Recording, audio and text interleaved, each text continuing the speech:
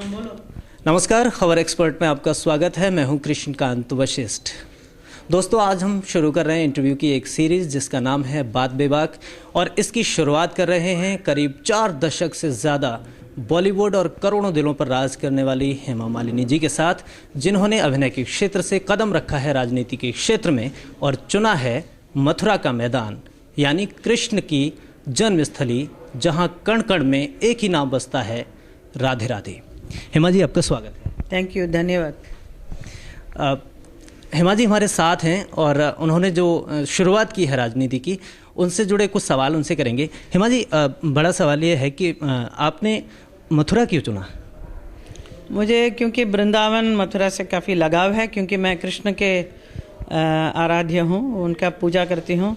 मैं कई सालों से यहाँ वृंदावन आती रही हूँ, तो मैं यहाँ का स्थिति देखकर थोड़ा सा अच्छा नहीं लगा कि मैं क्या कर सकूं, लेकिन भगवान की कृपा से मैं राज्यसभा की मेंबर बनी और उसके बाद अभी मुझे ये लोकसभा में भी आने का अवसर मिल रहा है, तो it's a very good opportunity मेरे लिए to do some good work for this place. जी, अगर आप जीतती हैं तो आपकी प्राथमिकता क्या होगी? मैं जीतूंगी तो मेरा यही है कि इस जगह पे मथुरा में बहुत कुछ करना है जो नहीं किया। पिछले कई सालों से किसी ने कुछ नहीं किया। जितने भी सांसद बने हैं यहाँ से, उन लोगों ने कुछ नहीं किया काम। जी, आपका मुकाबला जयंत चौधरी से है, कितना चुनौतीपूर्ण मानती हैं? नहीं, कुछ नहीं, ऐसा ठीक है। उन्होंने देखिए, वो क्या एक डायनास्टी बन गया है उसका। उनके ग्रैंडफादर बड़े अच्छे, मैं प्रणाम करती हूँ, उनके पिताजी को भी मैं जानती हूँ।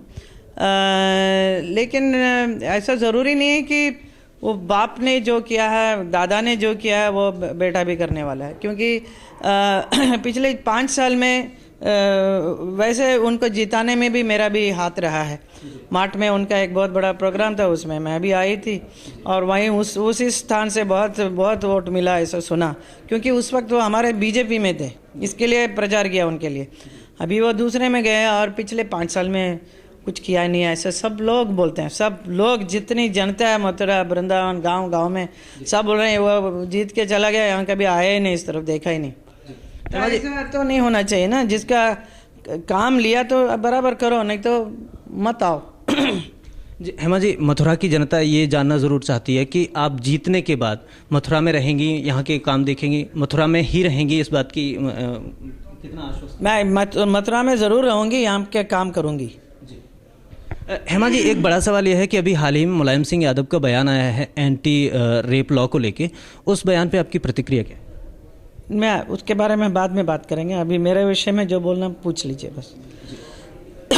हेमा जी, कह रहे हैं देश में नरेंद्र मोदी की लहर है, तो लोग हेमा मालिनी को वोट दें या नरेंद्र मोदी?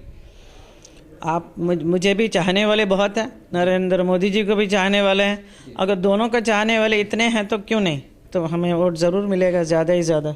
जी हेमा जी, लेकिन महिलाओं से जुड़ा हुआ सवाल है। अबू आज़मी ने भी इस तरह का बयान दिया है कल जो है, तो ये जाहिर तौर पर संवेदनशील मामला है, महिलाओं के खिलाफ इस तरह के बयान जो आ रहे हैं, तो इस पर कुछ प्रतिक्रिया आपकी ज़रूर जानना चाहिए। महिलाओं को इज्जत करना पहले सीखना चाहिए, क्योंकि महिलाई एक है जो जिनकी वजह से आपका पूरा वंश बढ़ता है, सृष्टि बढ़ती है। और महिला जो है वो आपके देश के लिए दूसरा जनरेशन दे रही है आगे, भारत को चलाने के लिए, देश को।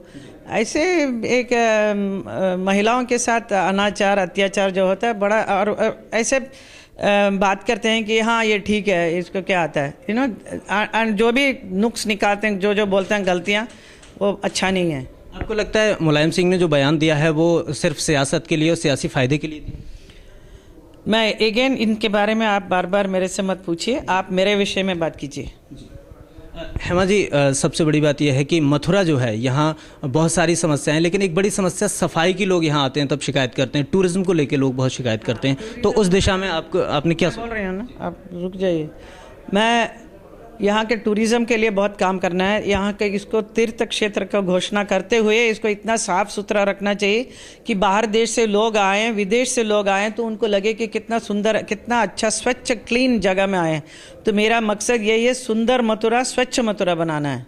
और यमुना जी को शुद्धि करना है, जिसके ऊपर किसी नेता ने सोचा भी नहीं कि करने के लिए। वो रोड इतना गंदा है, करना है ठीक। स्कूल्स नहीं है यहाँ पे, डिग्री कॉलेज नहीं है, बच्चे लोग सब बोल रहे हैं, सब गांव में यही कह रहे हैं। तो यहाँ के रहने वाले ने क्या किया, अभी मैं आके करूँगी सब। हेमा जी, यूपी का मिजाज हमेशा से रहा है, तासीर ये रही है यहाँ की कि यहाँ जातिवाद और संप्रदायवाद की राजनीति होती रही है, और यही कारण है कि सियासी रूप से इतना महत्वपूर्ण होने के बाद भी यूपी इतना पिछड़ा हुआ है विकास में। आपको क्या लगता है? यहाँ पे मैं आई हूँ मथुरा क्षेत्र में, तो मेरे लिए मथुरा वृंदावन में रहने वाले जितने भी इस क्षेत्र में हैं जुड़े हुए, वो मेरे लिए ब्रजवासी हैं। ब्रजवासी जो हैं, जो कृष्ण के साथ कनेक्टेड लोग हैं, उनके वंश के हैं, तो उनको मैं प्रणाम करती हूँ, नमन करती हूँ। और मैं जाति बात में कुछ मानती नहीं, सब मेरे लिए ब्रजवासी हैं। धन्यवाद। तो ये थी हेमा मालिनी, जो मथुरा से इस समय चुनाव लड़ रही हैं। उन्होंने हमारे हर सवाल का बारीकी और बेबाकी से जवाब दिया। अगली बार फिर होगी मुलाकात किसी दूसरी हस्ती के साथ, तब तक मुझे दीजिए इजाज़त। नमस्कार।